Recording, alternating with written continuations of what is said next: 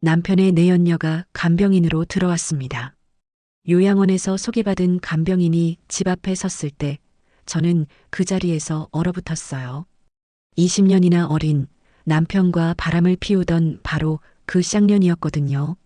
교통사고로 하반신이 마비된 남편을 돌보겠다며 뻔뻔하게 웃는 그녀를 보는 순간 저는 숨이 막혔습니다. 오랜만이에요, 사모님. 잘 부탁드려요. 남편은 그 사실을 전혀 모른 채 이분이 잘 돌봐주실 거야 라며 좋아했죠. 그날부터 시작된 세 사람의 기묘한 동거. 밤마다 남편 방에서 늦게 나오는 그녀. 일부러 제 앞에서 남편 손을 잡는 그녀. 하지만 제가 알아낸 건 이 여자가 단순한 내연녀가 아니라는 충격적인 진실이었습니다. 여러 환자들을 상대로 금품을 갈취하고 병원마다 쫓겨난 전문 사기꾼이었던 거예요. 이 여자 절대 그냥 안 둡니다. 오늘 이야기 시작하기 전에 구독과 좋아요 꼭 눌러주세요. 그럼 이야기 시작하겠습니다. 소아청소년과 병원 행정실의 형광등이 째려지게 밝았어요. 은희는 오늘도 키보드를 두드리며 환자 차트를 정리하고 있었죠. 50대 중반의 나이지만 아직 정정했고 성실한 성격 덕분에 직장에서도 인정받는 편이었습니다. 은희 씨, 오늘도 수고했어요. 먼저 들어갈게요. 동료 간호사가 가방을 메며 인사했어요. 네, 조심히 들어가세요. 은희는 미소를 지으며 손을 흔들었습니다. 시계를 보니 벌써 저녁 7시였어요. 집에 가면 남편 태식이 기다리고 있을 거예요. 결혼한 지 25년 딸 하나를 둔 평범한 가정이었죠.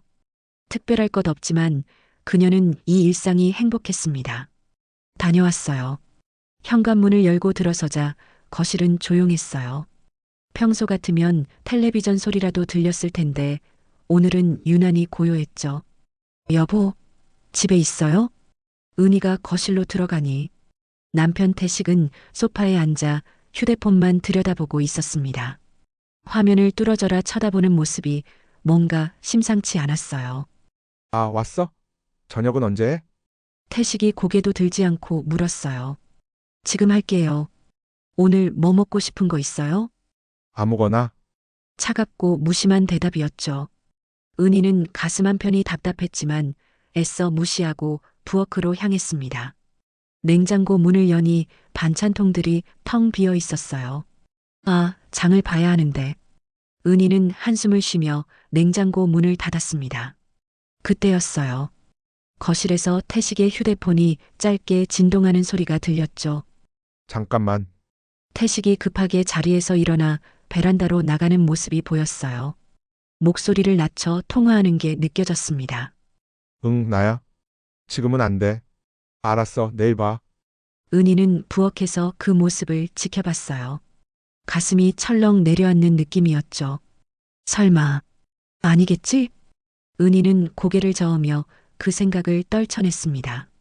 저녁 식사 준비를 하면서도 남편의 수상한 행동이 자꾸 머릿속에 맴돌았어요. 밥 먹어요. 식탁에 김치찌개와 반찬을 차려놓고 은희가 불렀습니다. 태식은 여전히 휴대폰을 만지작거리다가 마지못해 식탁에 앉았어요. 요즘 일이 많이 바빠요? 은희가 조심스럽게 물었습니다. 응, 좀 그래. 태식은 숟가락질만 할 뿐 은희와 눈을 마주치지 않았어요. 식사 내내 침묵만 흘렀죠.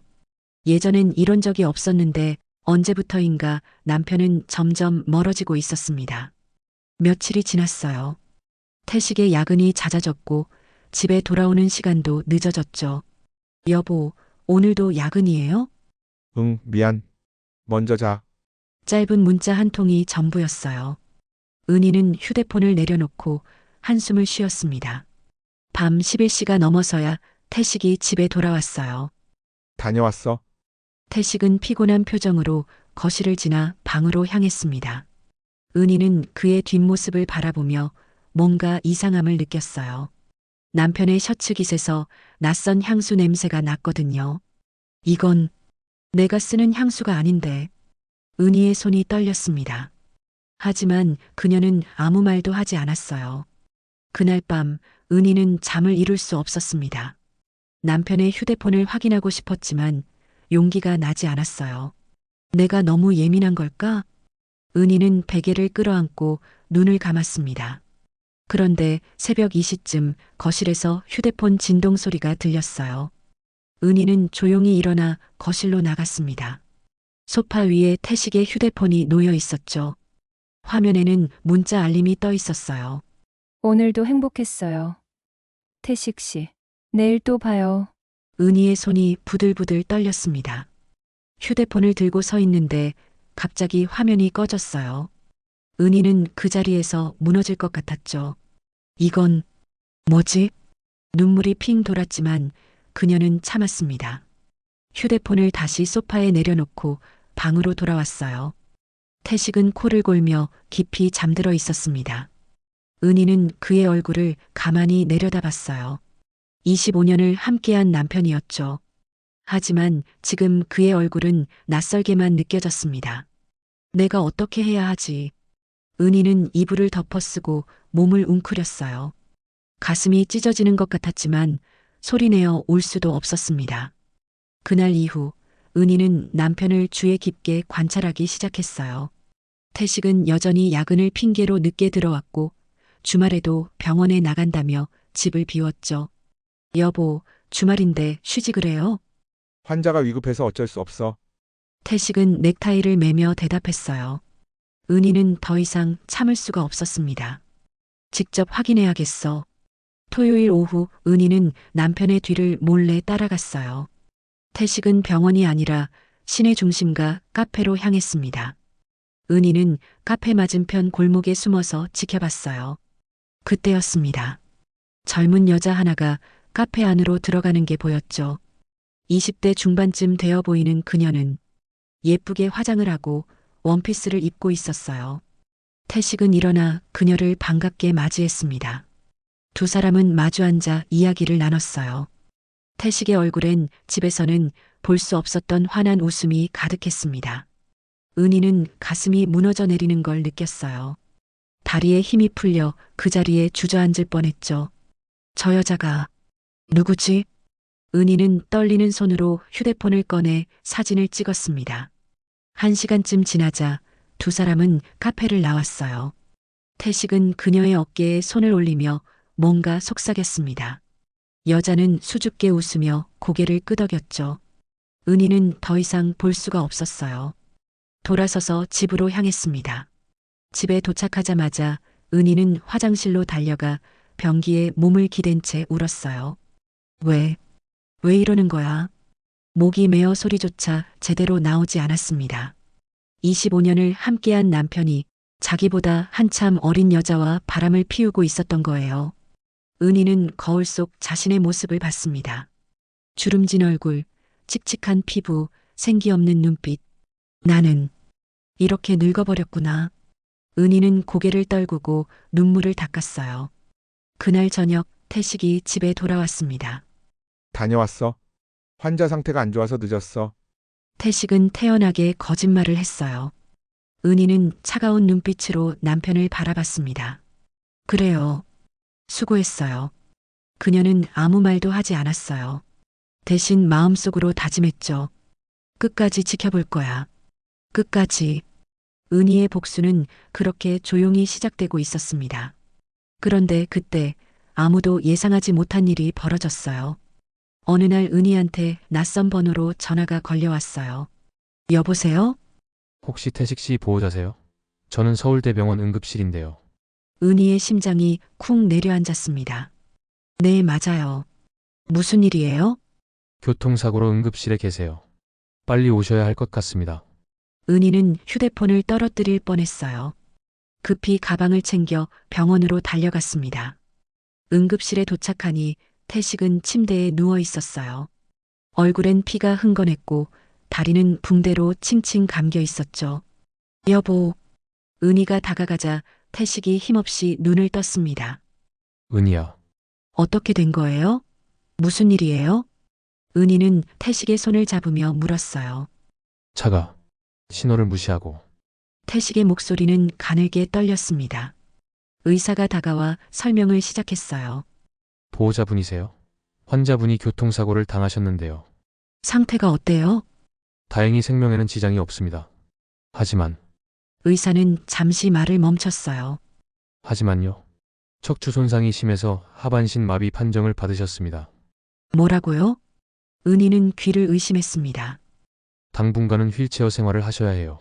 재활 치료를 받으면 조금 나아질 수도 있지만, 의사의 말이 끝나기도 전에 은희는 그 자리에 주저앉았어요. 하반신 마비라니. 태식은 눈물을 흘리며 천장만 바라봤습니다. 은희야, 괜찮아요. 괜찮아. 은희는 남편의 손을 꽉 잡았어요. 비록 그가 바람을 피웠지만 이런 모습을 보니 마음이 아팠습니다. 그래도 25년을 함께 산 사람인데 은희는 눈물을 닦으며 고개를 끄덕였어요. 입원 수속을 마치고 태식은 병실로 옮겨졌습니다. 은희는 밤새 남편 곁을 지켰어요. 태식은 잠결에도 신음소리를 냈고 은희는 물수건으로 그의 이마를 닦아줬죠. 며칠이 지나자 태식의 상태는 안정됐습니다. 하지만 다리는 여전히 움직일 수 없었어요. 은희야, 나 이제 어떻게 살아? 태식은 절망에 빠져 하루 종일 천장만 바라봤습니다. 재활 치료받으면 나아질 거예요. 포기하지 마요. 은희는 남편을 위로하며 병원 일과 집안일을 오갔어요. 딸 지연이도 대학 휴학을 하고 병원에 자주 들렀습니다. 엄마 괜찮아요? 너무 무리하지 마요. 응, 엄마는 괜찮아. 은희는 딸에게 억지 미소를 지어 보였어요. 한 달이 지나고 태식은 퇴원을 했습니다. 집으로 돌아온 태식은 휠체어에 의지한 채 방에만 틀어박혀 있었어요. 은희야, 밥 좀 갖다 줘. 네, 금방 갈게요. 은희는 남편의 시중을 들며 하루하루를 보냈습니다. 병원 일도 휴직을 내고 집에서 남편을 돌봤어요. 피곤하고 지쳤지만 은희는 참았습니다. 이게 내 운명인가 봐. 그런데 태식의 상태는 점점 나빠졌어요. 재활 치료를 받아야 하는데 병원에 가는 것조차 거부했습니다. 싫어. 난 안 갈 거야. 여보, 재활 치료 받아야 나아져요. 나 같은 인간이 뭐가 나아져? 그냥 죽고 싶어. 태식은 소리를 지르며 물컵을 집어던졌어요. 은희는 깨진 유리 조각을 주우며 한숨을 쉬었습니다.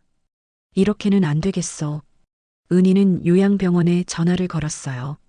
혹시 집에서 재활 치료를 도와줄 간병인을 구할 수 있을까요? 네, 가능합니다. 경력 있는 분으로 연결해 드릴게요. 며칠 뒤 요양원에서 연락이 왔습니다. 간병인분 구하셨어요. 내일 댁으로 방문하실 거예요. 네, 감사합니다. 은희는 안도의 한숨을 쉬었어요. 이제 조금은 숨통이 트이겠지. 그날 밤 은희는 남편에게 말했습니다.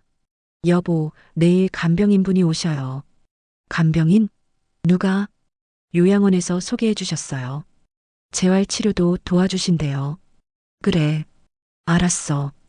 태식은 무기력하게 대답했어요. 다음 날 오전 초인종이 울렸습니다. 은희는 앞치마를 벗으며 현관으로 향했어요. 네, 누구세요? 문을 열자 한 여자가 서 있었습니다. 20대 중반쯤 되어 보이는 그녀는 단정한 옷차림에 밝은 미소를 짓고 있었어요. 은희는 그 순간 숨이 멎는 것 같았습니다. 그녀는 바로 남편과 바람을 피우던 그 여자였거든요. 안녕하세요. 사모님. 간병인으로 온 수진이라고 합니다. 수지는 아무렇지 않게 인사를 했어요. 은희는 입이 떨어지지 않았습니다. 이게 무슨 일이지? 손에 든 수건이 바닥에 떨어졌어요. 수지는 여전히 미소를 지으며 말했습니다. 사모님, 잘 부탁드려요. 그녀의 목소리엔 묘한 여유가 느껴졌습니다. 은희는 그 자리에서 얼어붙었어요.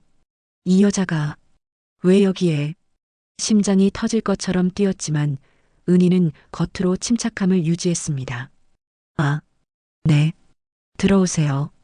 은희는 떨리는 목소리로 대답했어요. 수지는 가방을 들고 집 안으로 들어왔습니다. 거실을 둘러보며 감탄하는 표정을 지었죠.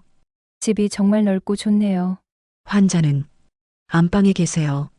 은희는 최대한 감정을 숨기며 안내했어요. 안방 문을 열자 태식이 침대에 누워 있었습니다. 여보, 간병인분 오셨어요. 태식이 고개를 돌렸어요. 그리고 수진을 보는 순간 그의 얼굴이 하얗게 변했습니다. 수진 씨? 안녕하세요. 선생님. 잘 부탁드려요. 수진은 태연하게 인사를 했어요. 태식은 말문이 막힌 듯 아무 말도 하지 못했습니다.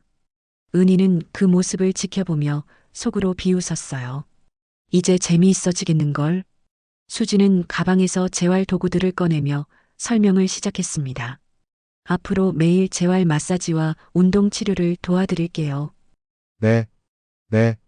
태식은 당황한 표정으로 고개만 끄덕였어요. 은희는 문가에 서서 두 사람을 바라봤습니다. 세 사람의 기묘한 동거가 그렇게 시작됐어요. 수진이 집에 들어온 첫날 밤, 은희는 잠을 이룰 수 없었습니다. 거실 소파에 누워있는 수진의 존재가 신경 쓰였거든요. 저 여자가 왜 하필 여기에? 은희는 천장을 바라보며 이를 갈았어요. 다음 날 아침, 은희는 일찍 일어나 아침 식사 준비를 했습니다. 사모님. 아침 준비하세요. 제가 도와드릴까요? 아니요, 괜찮아요. 은희는 차갑게 대답했습니다. 수지는 아무렇지 않다는 듯 웃으며 화장실로 향했어요. 은희는 부엌에서 칼질을 하며 속으로 중얼거렸습니다. 이 여자 대체 무슨 생각으로? 아침 식사가 준비되고 은희는 쟁반에 밥과 국을 담아 안방으로 갔어요. 여보, 아침 먹어요. 태식은 침대에 기대앉아 멍하니 창밖만 바라보고 있었습니다. 고마워. 태식의 목소리는 힘이 없었어요. 은희가 밥상을 차려놓는 사이 수진이 방으로 들어왔습니다. 선생님. 식사하시기 전에 간단히 마사지부터 할게요. 아, 네. 수진은 태식의 다리를 주무르기 시작했어요. 은희는 그 모습을 보며 가슴이 답답했습니다. 저 손으로 내 남편을. 은희는 고개를 돌리고 부엌으로 나왔어요. 설거지를 하는데 안방에서 수진의 목소리가 들렸습니다. 선생님. 많이 좋아지실 거예요. 제가 꼭 도와드릴게요. 고마워요, 수진 씨. 태식의 목소리엔 미묘한 떨림이 있었어요. 그날 오후 은희는 장을 보러 나갔어요. 집에 돌아오니 거실이 이상하게 조용했습니다. 다녀왔습니다. 은희가 현관에서 신발을 벗는데 안방에서 작은 웃음소리가 들렸어요. 은희는 조용히 안방 문 앞으로 다가갔습니다. 문틈 사이로 안을 들여다보니 수진이 태식의 손을 잡고 있었어요. 선생님. 힘내세요. 저 곁에 있잖아요. 수진의 목소리는 다정했습니다. 태식은 고개를 끄덕이며 수진의 손을 꽉 쥐었어요. 은희는 그 모습을 보며 온몸에 소름이 돋았습니다. 이 쌍년들이. 은희는 주먹을 불끈 쥐었어요. 하지만 문을 박차고 들어갈 수는 없었습니다. 아직은 아니야. 아직은. 은희는 조용히 부엌으로 향했어요. 저녁 식사 준비를 하면서도 은희의 머릿속은 복잡했습니다. 저 여자 대체 뭘 노리는 거지? 밤이 되자 수지는 태식의 재활 치료를 도왔어요. 은희는 거실에 앉아 그 모습을 지켜봤습니다. 선생님. 조금만 더 힘내세요. 수지는 태식의 다리를 들어 올리며 격려했어요. 태식은 이를 악물고 버텼습니다. 아, 아파? 괜찮아요. 조금만 참으세요. 수진의 손길은 능숙했어요. 재활 치료가 끝나고 태식은 지친 표정으로 침대에 누웠습니다. 수진 씨 정말 고마워요. 천만에요. 선생님. 이게 제 일이잖아요. 수진은 밝게 웃으며 방을 나왔어요. 며칠이 지나자 수진의 행동은 점점 대담해졌어요. 은희가 장을 보러 나간 사이 수진은 태식의 방에 오래 머물렀습니다. 선생님. 요즘 기분이 어때요? 응. 그냥 그래. 많이 힘드시죠? 제가 곁에 있을 테니까 힘내세요. 수진은 태식의 어깨를 다독이며 속삭였어요. 태식은 그녀의 손길에 미묘하게 반응했습니다. 수진 씨, 고마워요. 저도 선생님 때문에 힘이 나요. 두 사람의 대화는 점점 친밀해졌어요. 은희는 그 모든 걸 알고 있었습니다. 방 밖에서 몰래 엿들으며 증거를 모으고 있었거든요. 이 여자 끝까지 가는구나. 은희는 휴대폰으로 녹음을 시작했어요. 밤마다 수지는 일부러 태식의 방에서 늦게 나왔습니다. 사모님, 재활 마사지 때문에 시간이 좀 걸렸어요. 그래요? 은희는 짐짓 무심하게 대답했어요.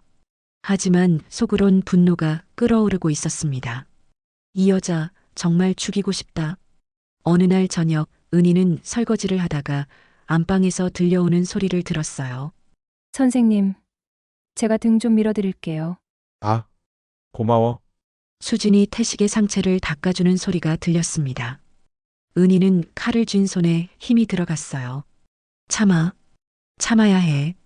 그날 밤 은희는 잠들지 못하고 거실을 서성였습니다.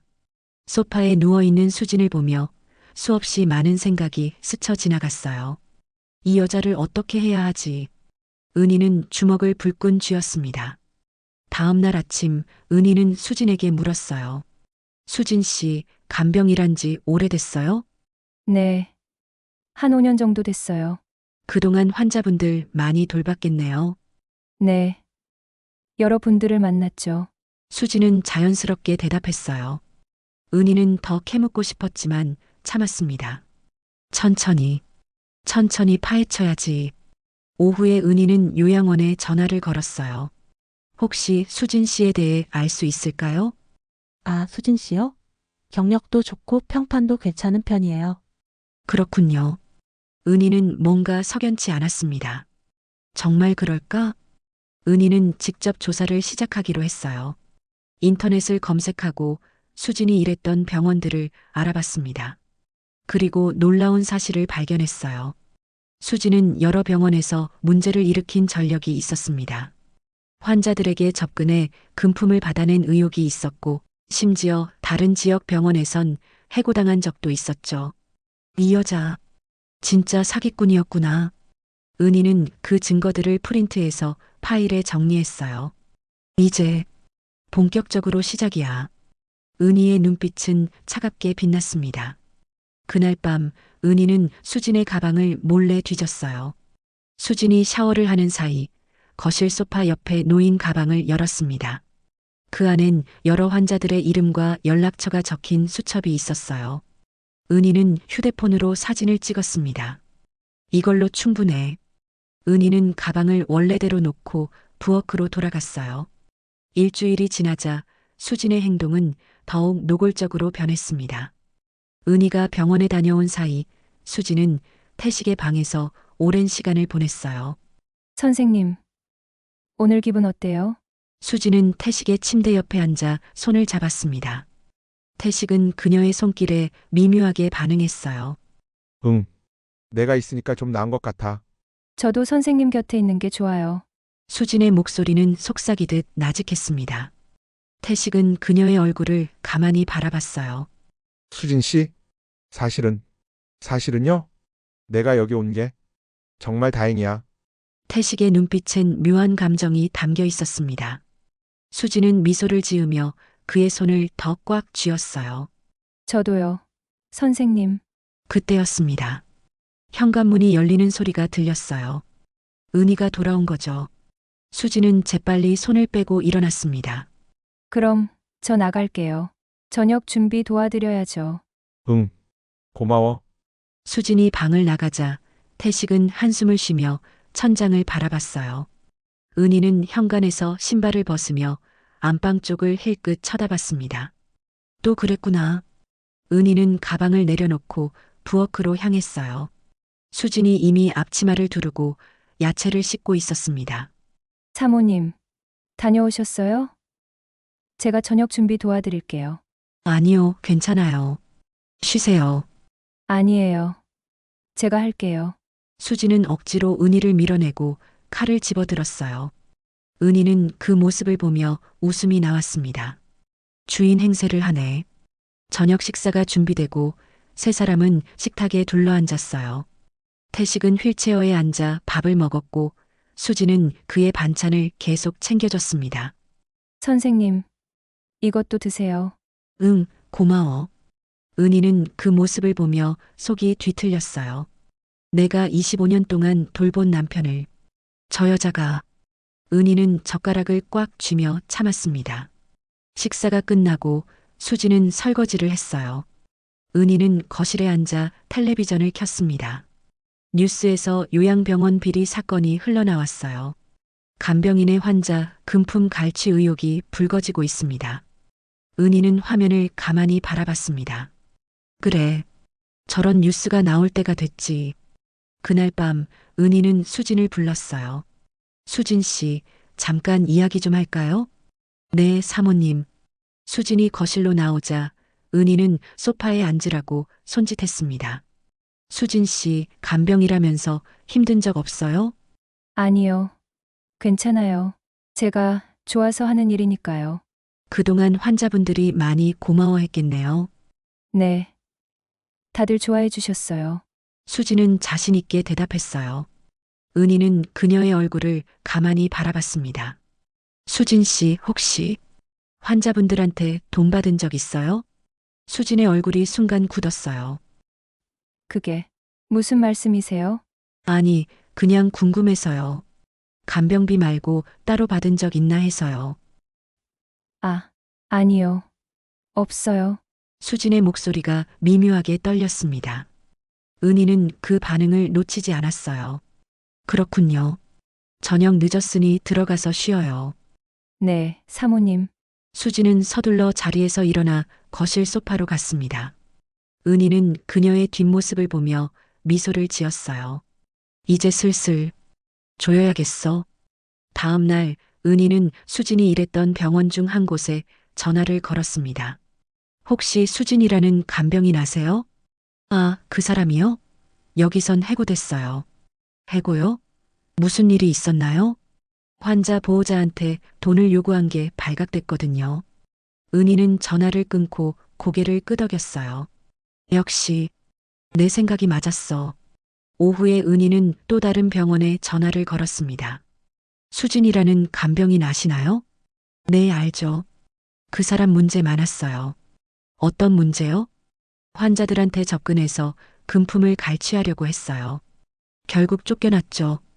은희는 증거를 하나씩 모아갔습니다. 이제 거의 다 됐어. 저녁이 되자 은희는 수진을 다시 불렀어요. 수진 씨, 잠깐만요. 네, 사모님. 혹시 청솔병원에서 일한 적 있어요? 수진의 얼굴이 하얗게 질렸습니다. 그건 어떻게? 그냥 궁금해서요. 거기서 일했었죠? 네, 잠깐 일했었어요. 왜 그만뒀어요? 그냥 개인 사정이요. 수진은 시선을 피했어요. 은희는 그 반응을 보며 속으로 웃었습니다. 이제 거의 다 잡았어.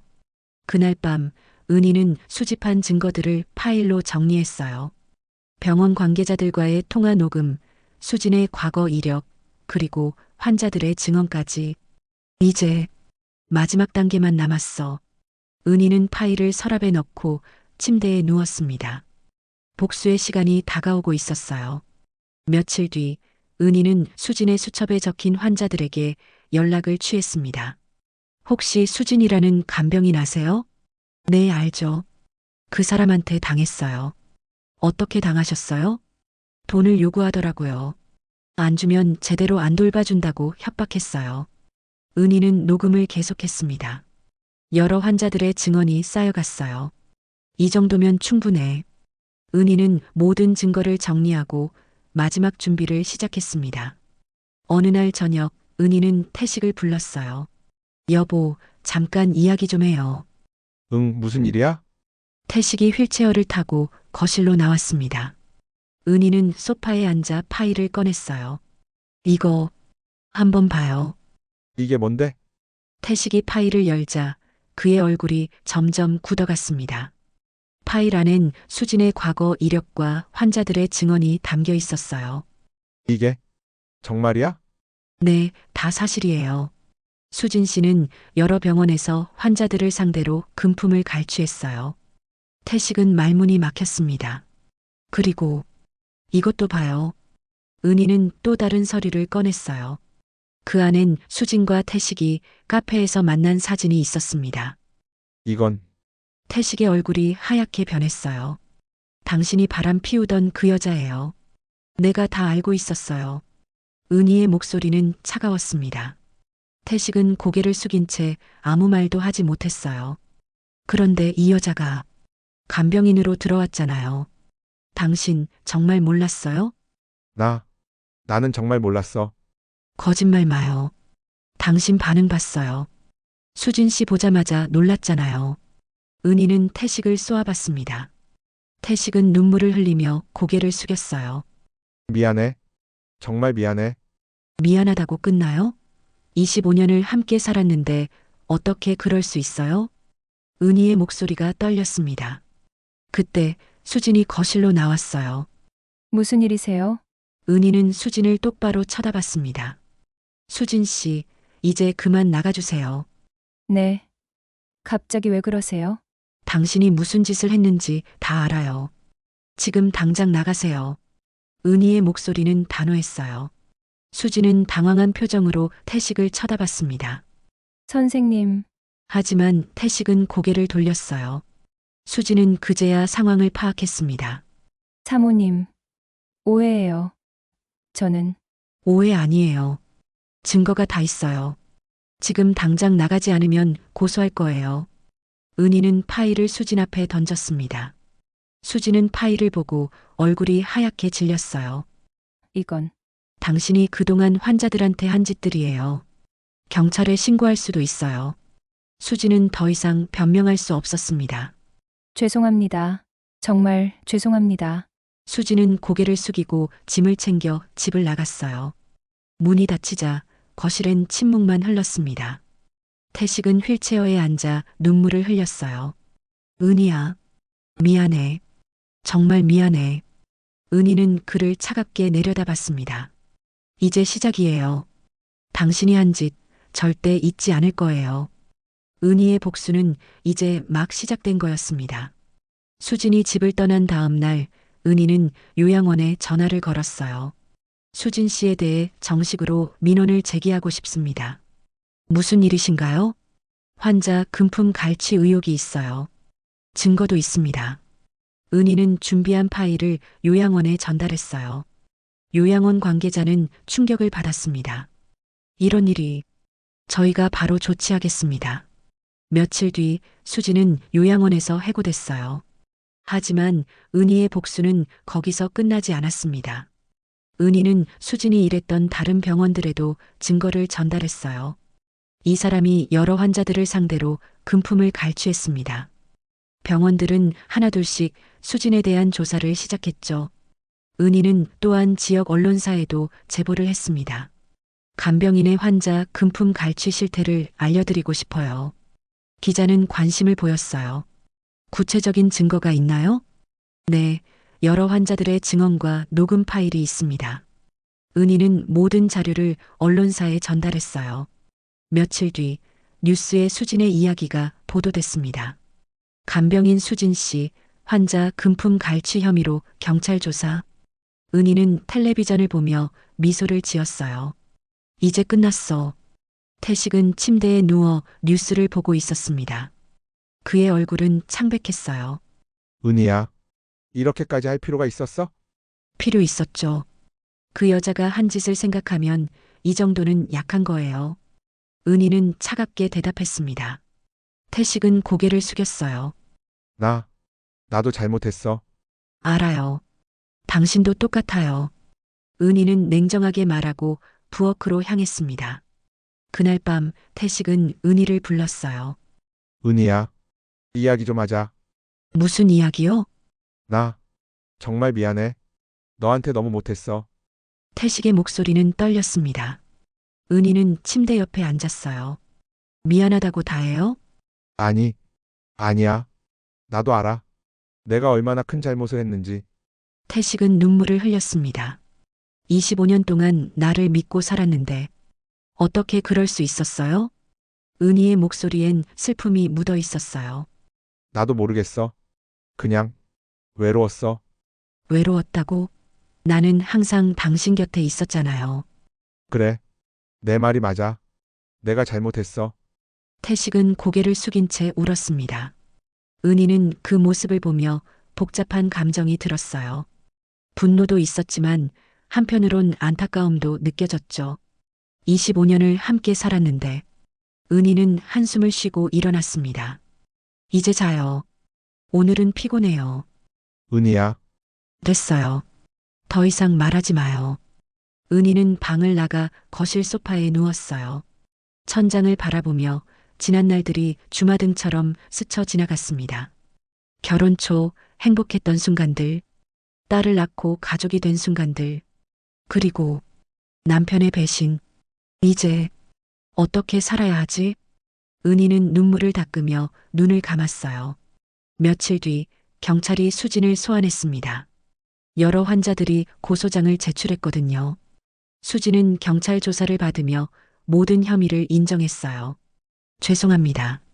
제가 잘못했습니다. 수진은 울며 사죄했지만 이미 늦었어요. 법원은 수진에게 징역형을 선고했습니다. 피고인 수진은 환자 금품 갈취 혐의로 징역 2년을 선고한다. 판사의 목소리가 법정에 울려 퍼졌어요. 은희는 방청석에 앉아 그 모습을 지켜봤습니다. 이제 정말 끝났어. 은희는 법정을 나서며 깊은 한숨을 쉬었어요. 복수는 끝났지만 마음은 여전히 무거웠습니다. 집에 돌아오니 태식이 거실에서 기다리고 있었어요. 은희야. 수진 씨 어떻게 됐어? 징역 2년 받았어요. 그래. 태식은 고개를 숙였습니다. 당신도 그 여자랑 똑같아요. 나도 알아. 하지만 당신은 내 남편이에요. 25년을 함께 산 사람이잖아요. 은희의 목소리가 떨렸어요. 태식은 휠체어에서 일어나려 애쓰며 말했습니다. 은희야. 나 다시 시작할 수 있을까? 모르겠어요. 시간이 필요해요. 은희는 눈물을 닦으며 부엌으로 향했어요. 저녁 식사 준비를 하면서도 은희의 머릿속은 복잡했습니다. 용서할 수 있을까? 정말? 태식은 거실에서 창밖만 바라보고 있었어요. 그의 얼굴엔 깊은 후회가 서려 있었습니다. 밤이 되자 은희는 태식에게 저녁을 가져다 줬어요. 드세요. 고마워. 천만에요. 이게 내일이니까요. 은희의 말에는 씁쓸함이 담겨 있었습니다. 식사를 마치고 태식이 조심스럽게 물었어요. 은희야. 나 좀 용서해 줄 수 있어? 지금은 아니에요. 아직은. 그래. 알았어. 기다리해. 태식은 고개를 끄덕이며 침대에 누웠습니다. 수진이 구속된 지 한 달이 지났어요. 은희는 여전히 태식을 돌보며 하루하루를 보냈습니다. 하지만 두 사람 사이의 거리는 좁혀지지 않았어요. 어느 날 아침 은희는 태식에게 물었습니다. 여보, 간병비 명목으로 수진 씨한테 얼마나 줬어요? 태식은 당황한 표정을 지었어요. 그게 솔직히 말해요. 나 다 알아야 해요. 한 500만 원 정도. 500만 원? 은희는 놀라서 소리를 질렀습니다. 미안해. 그 돈으로 재활 치료비를 내겠다고 해서. 재활 치료비는 보험으로 다 됐잖아요. 거짓말 마요. 은희는 분노로 떨렸어요. 태식은 고개를 숙였습니다. 나도 속은 거야. 속은 게 아니에요. 당신이 그 여자를 믿은 거잖아요. 은희는 태식을 노려봤습니다. 그날 오후 은희는 수진이 수감된 구치소를 찾아갔어요. 면회실에 들어가니 수진이 죄수복을 입고 앉아 있었습니다. 사모님, 수진은 놀란 표정으로 은희를 쳐다봤어요. 수진 씨, 우리 남편한테 받은 돈 다 돌려줘요. 그게 500만 원 지금 당장 돌려주세요. 아니면 추가로 고소할 거예요. 은희의 목소리는 차가웠습니다. 수진은 눈물을 흘리며 고개를 숙였어요. 죄송합니다. 정말 죄송합니다. 사과는 필요 없어요. 돈만 돌려줘요. 알았어요. 출소하면 바로 갚을게요. 수진은 떨리는 목소리로 대답했습니다. 은희는 일어나 면회실을 나왔어요. 복수는 끝났지만 마음은 여전히 편하지 않았습니다. 집에 돌아오니 태식이 거실에서 기다리고 있었어요. 수진 씨 만나고 왔어? 네, 돈 돌려받기로 했어요. 그래. 태식은 한숨을 쉬었습니다. 여보, 나 정말 후회해. 후회한다고 달라지는 건 없어요. 은희는 냉정하게 대답하고 부엌으로 향했어요. 그날 밤 은희는 태식에게 저녁을 가져다 줬어요. 드세요. 고마워. 은희야, 왜요? 나 너무 미안해. 정말 태식은 눈물을 흘렸습니다. 은희는 그 모습을 보며 마음이 흔들렸어요. 이 사람도 많이 후회하고 있구나. 알았어요. 이제 그만 우세요. 은희는 눈물을 닦아주고 방을 나왔습니다. 복수는 끝났지만 용서의 시작은 아직 멀게만 느껴졌어요. 수진 사건 이후 태식의 상태는 점점 나빠졌습니다. 재활 치료를 받아야 하는데 의욕을 잃고 방에만 틀어박혀 있었어요. 여보, 오늘은 병원 가야 해요. 싫어. 나 안 갈 거야. 태식은 이불을 뒤집어 쓰고 돌아 누웠습니다. 은희는 한숨을 쉬며 이불을 걷어냈어요. 이러면 안 돼요. 재활 치료 안 받으면 평생 못 걸어요. 그게 뭐 어때서? 어차피 난 끝난 인간이야. 태식의 목소리엔 자포자기가 묻어 있었어요. 은희는 그 말을 듣고 가슴이 아팠습니다. 이 사람도 많이 힘들구나. 여보, 포기하지 마요. 우리 함께 이겨내요. 은희야, 미안해. 정말 미안해. 태식은 눈물을 흘리며 은희의 손을 잡았어요. 은희도 눈물이 났지만 참았습니다. 울지 마요. 이제 그만 우세요. 은희는 태식을 일으켜 세우고 병원으로 데려갔어요. 재활 치료를 받는 동안 태식은 고통스러워했습니다. 아, 아파? 조금만 참으세요. 거의 다 됐어요. 물리치료사가 격려하며 태식의 다리를 움직였어요. 은희는 유리창 너머로 그 모습을 지켜봤습니다. 이 사람도 벌을 받고 있는 거겠지. 치료가 끝나고 두 사람은 집으로 돌아왔어요. 태식은 지쳐서 침대에 누웠습니다. 은희야, 고마워. 괜찮아요. 쉬어요. 은희는 담요를 덮어주고 방을 나왔어요. 거실에 나오니 텔레비전에서 뉴스가 흘러나왔습니다. 요양병원 비리 사건, 간병인 수진 씨 추가 혐의 인정. 은희는 화면을 가만히 바라봤어요. 그때였습니다. 뉴스 화면에 수진의 얼굴이 클로즈업 됐어요. 내연녀였던 간병인, 환자 금품 갈취 혐의로 구속. 은희는 숨이 막히는 것 같았습니다. 내연녀라는 단어까지. 은희는 재빨리 채널을 돌렸어요. 태식이 깨어나 거실로 나왔습니다. 은희야, 방금 뉴스 봤어? 네. 미안해. 정말 미안해. 태식은 눈시울을 붉히며 중얼거렸어요. 그 사람도 불쌍하네. 은희는 그 말을 듣고 화가 났습니다. 불쌍하다고요? 당신 정신 있어요? 아니, 그게 아니라 불쌍한 건 당신을 용서해야 하는 나예요. 은희의 목소리가 떨렸습니다. 태식은 고개를 숙였어요. 미안해. 정말 미안해. 은희는 더 이상 말하지 않고 부엌으로 향했습니다. 저녁 식사 준비를 하는데 눈물이 흘러내렸어요.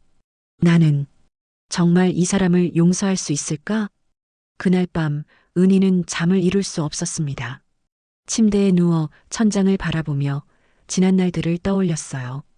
결혼 초에 행복했던 순간들, 딸을 낳고 가족이 된 순간들, 그리고 남편의 배신, 25년이라는 시간이 아무 의미가 없었던 걸까? 은희는 눈물을 닦으며 눈을 감았습니다.